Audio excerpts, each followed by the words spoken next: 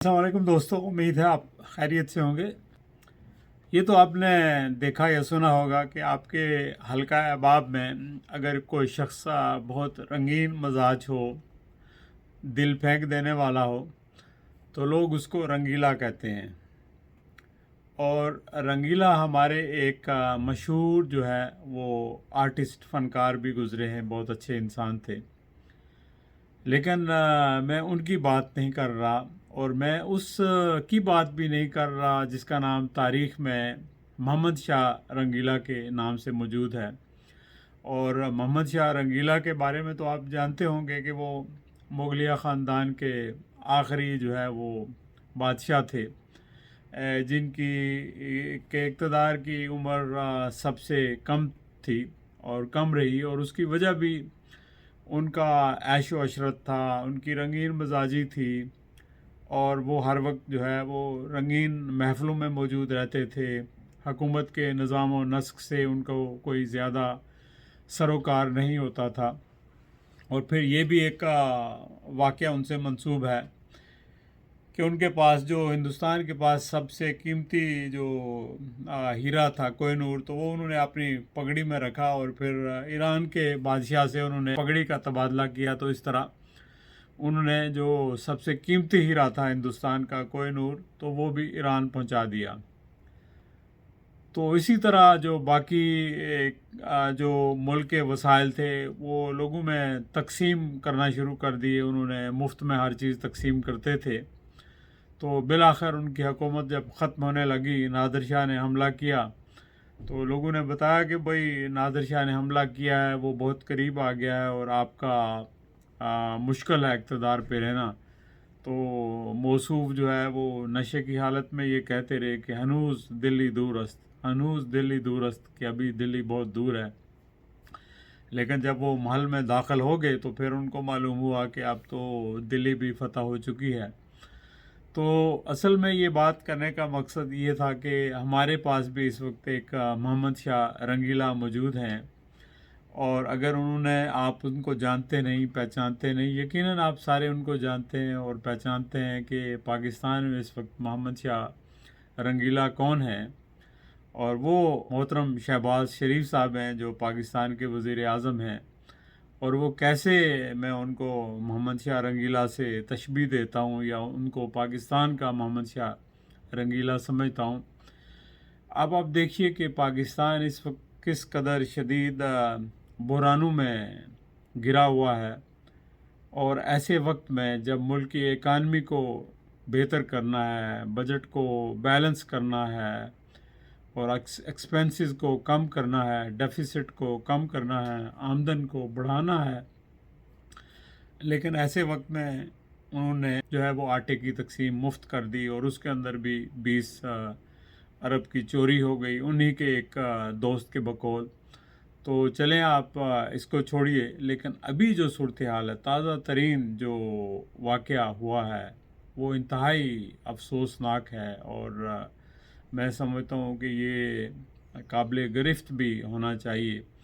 अब देखें कि दो अहम वाक़यात हुए इस वक्त। एक तो हिंदुस्तान के अंदर शंघाई तावन तंजीम की कॉन्फ्रेंस थी, और दूसरा अहम वाक़या ये हुआ कि पाकिस्तान में अफ़गानिस्तान के वज़ीर ख़ारजा और चाइना के वज़ीर ख़ारजा ने दौरा किया, और सैफ़ अफ़रीकी मुज़ाकरात हुए। और ज़ाहिर है कि जो इस वक्त ख़त्े की जो सूरत हाल है उसके पेश नज़र जो है ये दौरा जो है बड़ा अहम था, और ऐसे दौरे पर वज़ीर आज़म को होना चाहिए था। लेकिन वज़ीर आज़म इस अहम दौरे को छोड़कर, इन अहम मुलाकातों को छोड़कर, और इस मौके पर अपनी इन्वॉल्वमेंट को पसे पुश डालकर वो चले गए, इंग्लैंड चले गए। और इंग्लैंड सिर्फ़ इसलिए गए कि वो वहाँ अपनी फ़नकारी दिखाएं कि वो बादशाह के साथ जो है सिर्फ़ 4 सेकंड का उन्होंने मसाफ़ा किया, और बस फिर ख़बरें फैलाई कि उनकी बादशाह से मुलाकात हुई और उन्होंने दावत दे दी।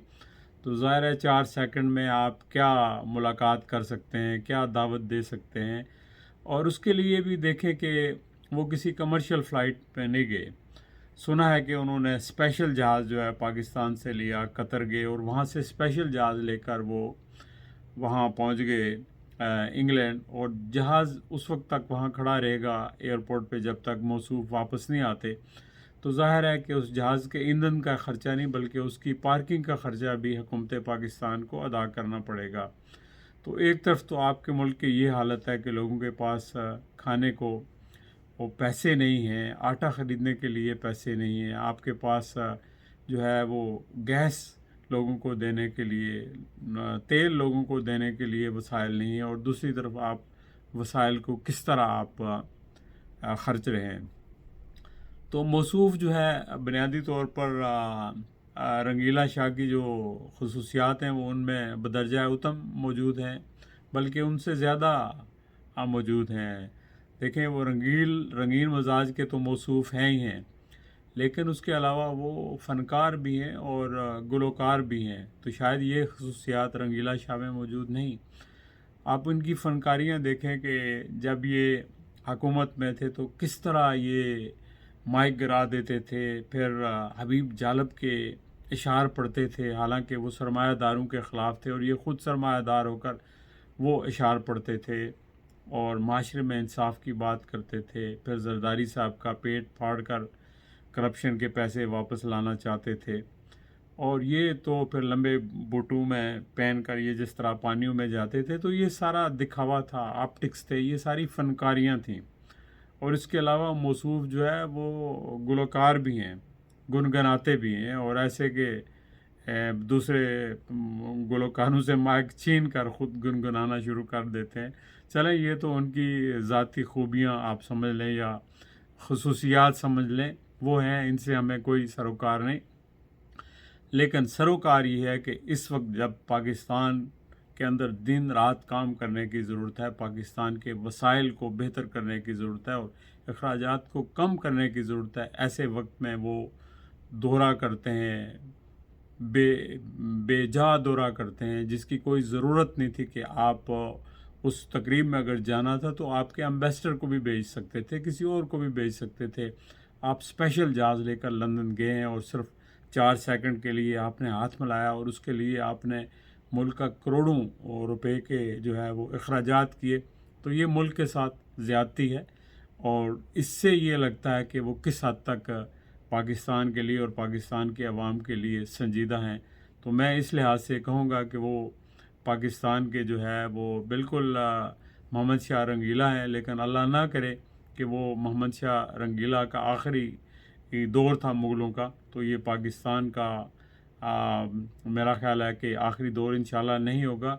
अलबत्ता ये मोहम्मद शाह रंगीला और इनके ख़ानदान की जो पंजाब के ऊपर और पाकिस्तान के ऊपर ब्यूरोक्रेसी के ऊपर जो गिरफ्त है और जिस तरह इन्होंने सराहियत किया है हर डिपार्टमेंट के अंदर, तो इंशाल्लाह मेरा ख़्याल है कि ये उनके लिए ये आखिरी वक्त होगा, उनके ख़ानदान के लिए, और पाकिस्तान में अवाम की हुकूमत कायम होगी, अवाम की मर्ज़ी से होगी, और अवाम जो बाशऊर हैं वो अपने जिन नुमाइंदों को लेकर आएंगे वो मुल्क का नज़्म व नस्क चलाएँगे और इनसे छुटकारा मिलेगा। चलें दोस्तों, अपना ख्याल रखिएगा, फिर इंशाअल्लाह गुफ्तगू होगी। खुदा हाफिज़।